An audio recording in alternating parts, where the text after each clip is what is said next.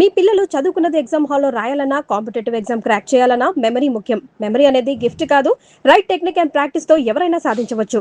మీరు డైరెక్ట్ చేస్తున్నప్పుడు షూటింగ్లో ఎవరినైనా ఆర్టిస్ట్ని తిట్టిన సందర్భాలు కానీ, కొట్టిన సందర్భాలు కానీ ఏమైనా ఉన్నాయా? అంటే యాక్చువల్గా ఆర్టిస్టుల కంటే కూడా ముందు ఇక్కడ ప్రాబ్లం ఎక్కడ వస్తుందంటే కొత్త కుర్రాళ్ళతో వస్తుంది. ఈ అసిస్టెంట్స్ ఉంటారు కదా, వాళ్ళు ప్రాపర్గా వాళ్ళు ఆర్గనైజ్ చేయలేకపోతారు. వాళ్ళు ఇరిటేట్ చేస్తారు ఎక్కువగా, వాళ్ళ మూలాన కోపం ఎక్కువ వస్తుంది.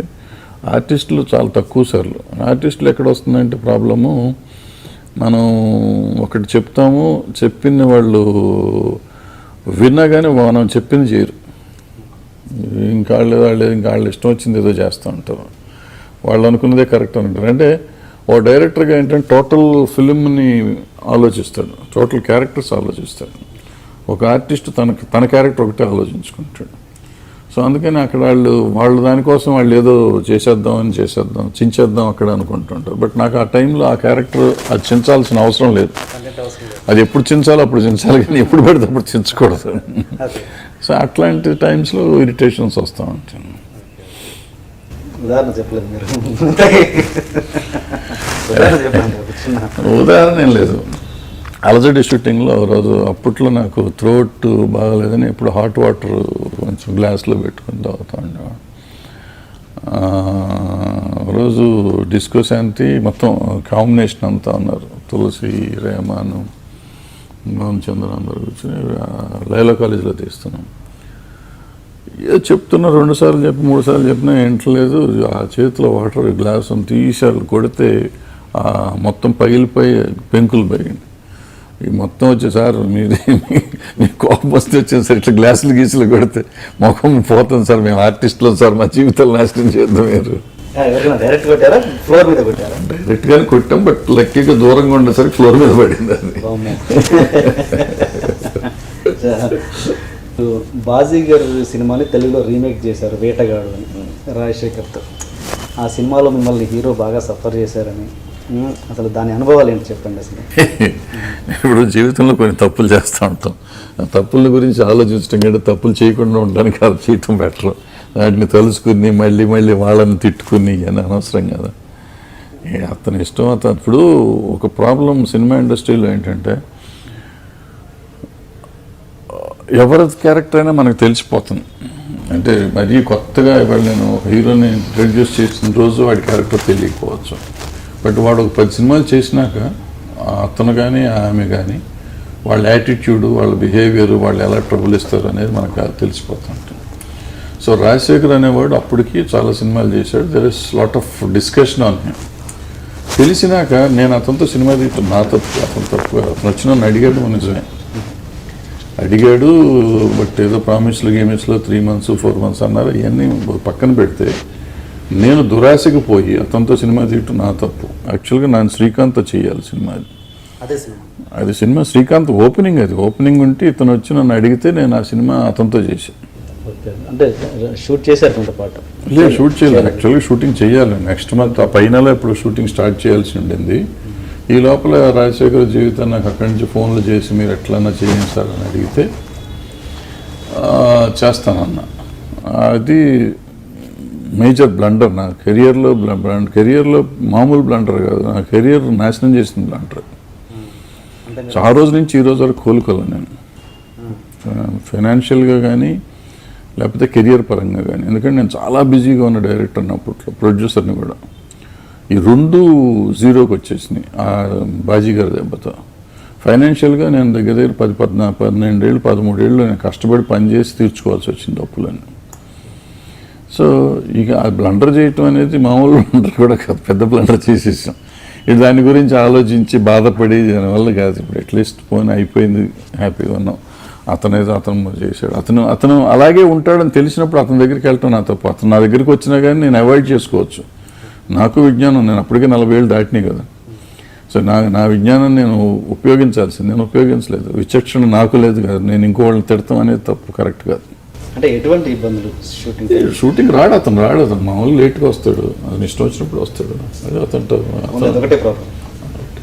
దాంతో లేట్ అయిపోతుంది, మొత్తం అప్సెట్ అయిపోతుంది షూటింగు.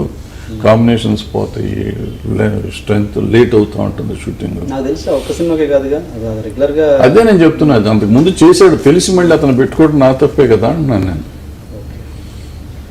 అతను అలాగే చేస్తాడు, నా ఒక్క సినిమాకే చేస్తుంటే అప్పుడు అతను తప్పు అనాలి. అతను అంతకు ముందు ఆల్రెడీ చేసి చాలా మందిని సఫర్ చేశాడని తెలిసినాక మళ్ళీ అతనితో పెట్టుకోవటం మన తప్పు కదా.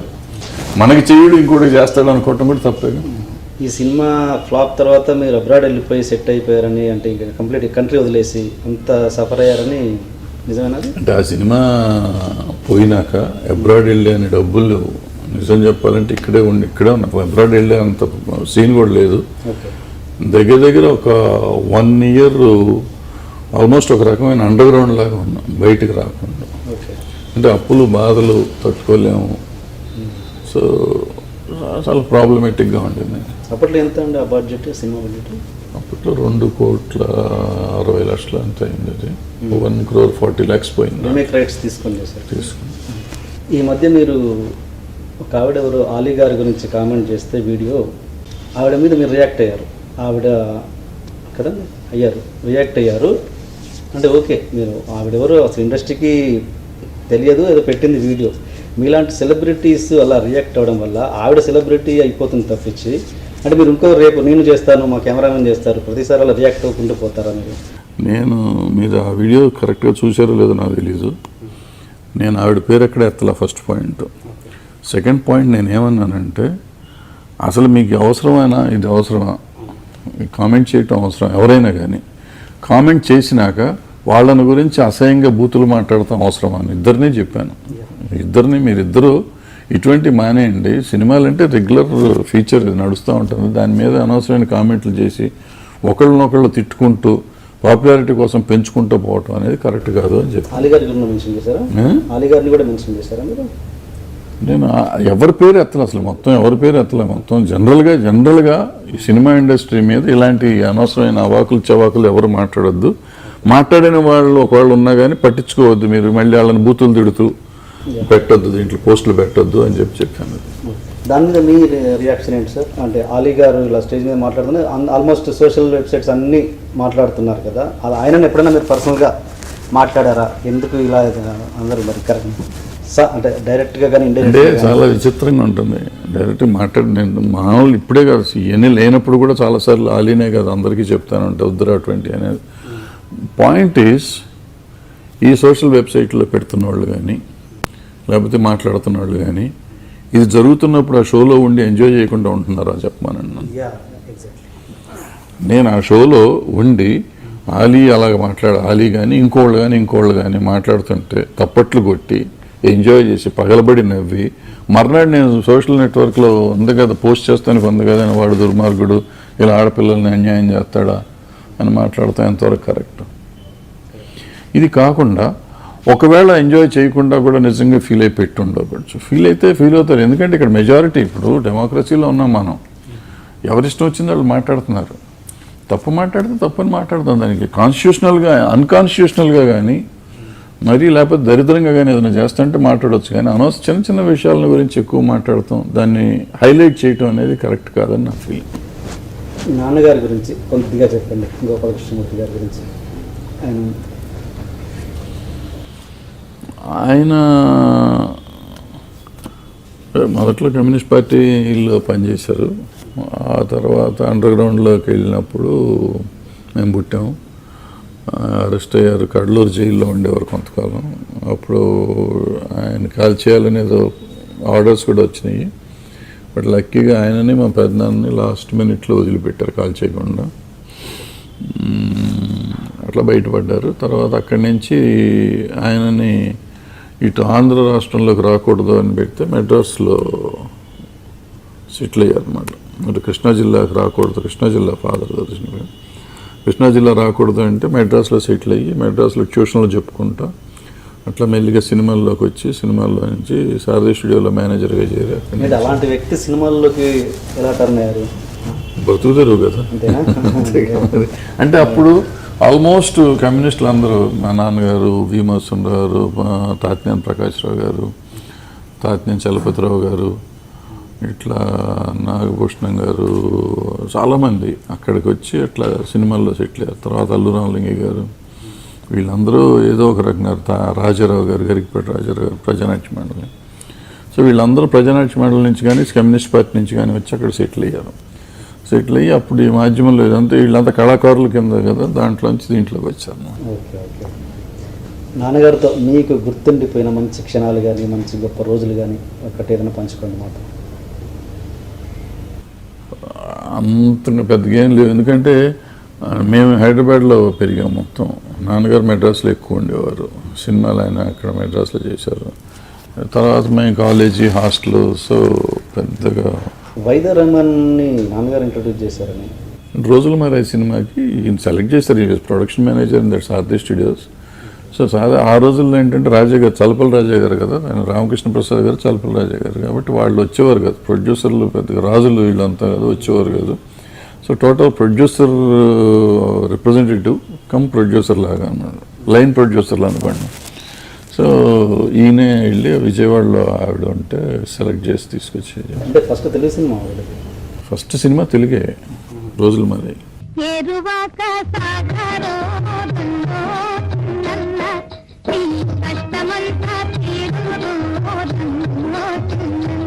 రోజులు మరి అయినాక గురుదత్ గారు ఇక్కడ ఏదో సినిమాకి ఇక్కడికి వచ్చి హైదరాబాద్ వచ్చి రిడ్జ్లో ఉన్నప్పుడు రోజులు మరి ఆడుతుంటే చూసి ఆమెను పిలిపించి హిందీ సినిమాలు విజయవాడ. తెలుగు అమ్మాయి. మీరు ఆ మధ్య కొత్త వాళ్ళతో మల్లెపువ్వు అని కృష్ణవంశీ గారితో సినిమా స్టార్ట్ చేశారు ప్రొడ్యూసర్గా. అది కొత్త వాళ్ళతో స్టార్ట్ చేశారు, మరి మధ్యలోనే ఆగిపోయింది ఎందుకు. ఒక 15 days ఏమో షూటింగ్ కూడా చేశారు. 5 days. ఓకే. అది ఆగిపోవడానికి కారణాలు ఏంటండి? అంటే Vamsi was not satisfied with the actors. వాళ్ళు చేస్తున్నది అతనున్నది అవుట్పుట్ రావట్లేదు, వద్దని చెప్పి మానేసాము. తర్వాత జైలే, తర్వాత అదే చందమామ. మీకు ఆ మధ్య రిలయన్స్ సంస్థ మీకు ఒక చైర్పర్సన్గా ఒక బాధ్యత అప్పచెప్పించి సినిమాలు తీయమని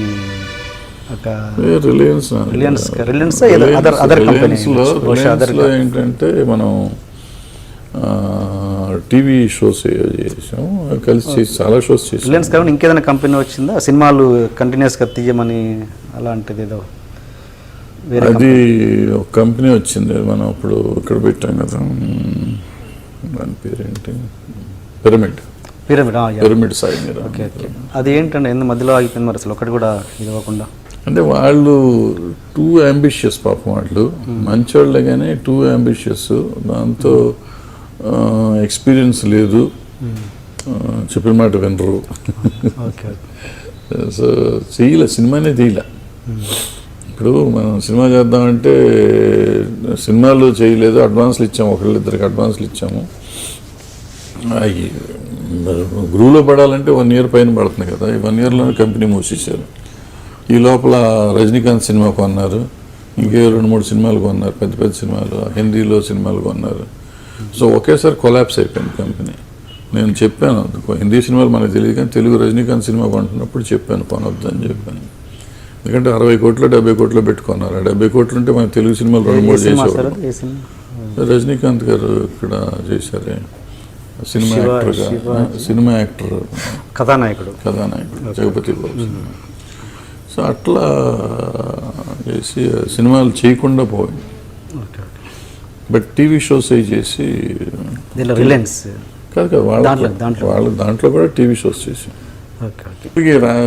దీంట్లో కొట్టుకొచ్చిన మనిషి తప్ప రాజకీయం మన అన్న పొలిటికల్ ఎరీనా సీన్లో వచ్చేసిన మనిషి తప్ప పొలిటికల్గా బాలకృష్ణ పెద్దగా అంత ఉంటుందని నేను అనుకోను. అంటే నాకు యాక్చువల్గా అతనితో పెద్ద పరిచయం లేదు, ఎక్సెప్ట్ మన సినిమా ఇండస్ట్రీ ప్రోగ్రాములతో పరిచయం. బట్ సినిమా ఇండస్ట్రీ ప్రోగ్రాంలు అన్నింటిలోకి నేను అందరి హీరోల కంటే అతనితో సినిమా ఆర్టిస్ట్గా నాకు చిరంజీవి వాళ్ళతో బాగా క్లోజ్ కానీ అతనితో క్లోజ్ కాదు. బట్ ఒక డిసిప్లిన్, ఓ పద్ధతి చూశాను నేను ఏ ప్రోగ్రాంలో చేసినా కానీ. అతను నేను హీరోని అనే ఫీలింగ్ ఎప్పుడూ ఇవ్వలే మాకు. ఎందుకంటే నేను I use to organise all the programmes, cultural ప్రోగ్రామ్స్కి వెళ్ళి టైం స్లాట్లు అవి ఇవ్వటం కానీ లేదని చెప్తే ఏదైనా కానీ ఫోన్ చేసి భరద్వాజ్ గారు నేను ఇంటికి రావాలి, ఎప్పుడు రమ్మంటారు అని మనం టైం ఇస్తే టైం కంటే 10 నిమిషాలు ముందు వచ్చి కూర్చునే మనిషి అతను.